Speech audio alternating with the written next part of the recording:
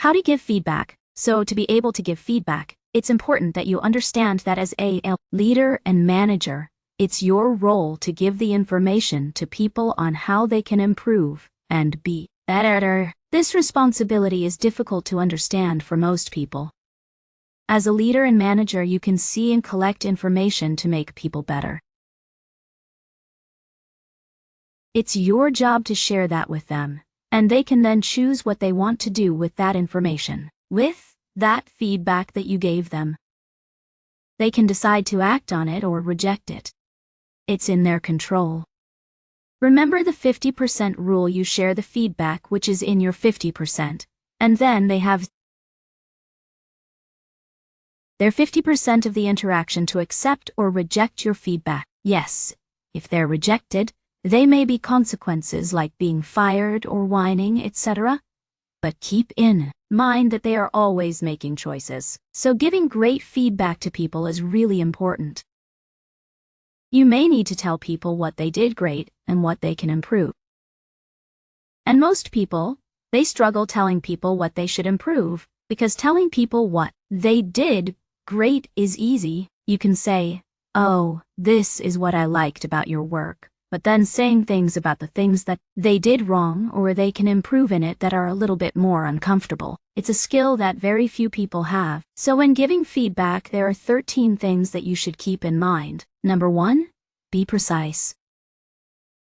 Tell them exactly what you like and didn't like about the work.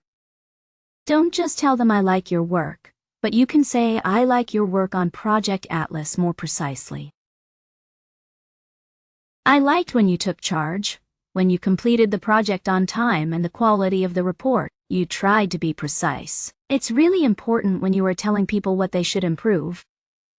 If you tell them you should improve your work ethic versus you should improve the way that you meet the deadlines, the more precise you can be, the better it will be, so that people can make the transformation and know exactly what you are referring to. So, number 1.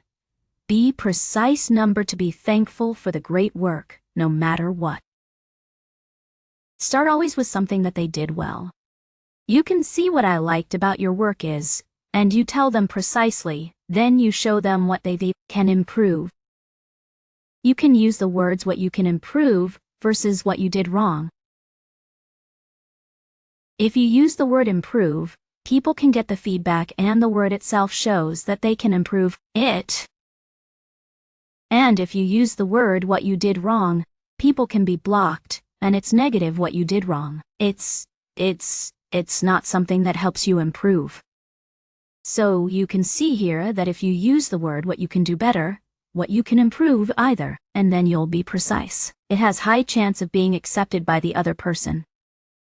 And most importantly, it can show the other person that they can improve. Number 4.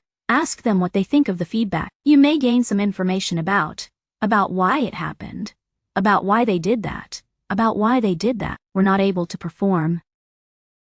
You can also learn if the person agrees with you or not, because sometimes you may have misread the key situation. For example, the person didn't give their report in time. It was maybe because another colleague took more time to complete their part of the work, and that's why they were late. And it's not about telling the person that they should give the report on time and meet the deadlines. But it's more about reminding the other colleagues of their responsibilities. So you can see here.